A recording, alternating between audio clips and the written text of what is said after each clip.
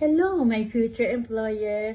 Allow me to introduce myself. My name is Diana P. Trinidad, 40 years of age, and I'm from the Philippines. I'm happily married with 5 kids, 4 boys and 1 girl, ages 22, 18, 14, 10, and 1 years old.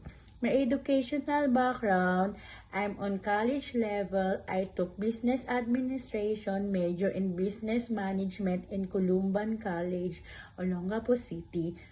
I worked before Qatar in nursery school for 3 years for the year 2016 to 2019 as a babysitter slash teacher's assistant. I'm the one taking care of 15 kids aged 1 to 4 years old. My duties and responsibilities are secure their safety all day long, especially when their parents at work.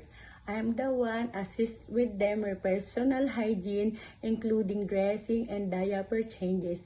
I am the one who will taking care of them, feeding them, preparing their formula milk, playing with them, teaching in everything, rules and educational activities.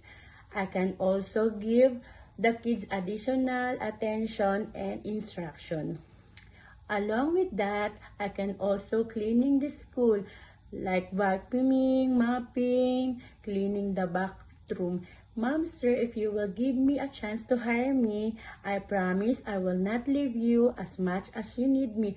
I'm easy attached with the kids and loving them as my own. I'm hardworking, flexible, can work with little supervision, trustworthy, and respectful. Thank you.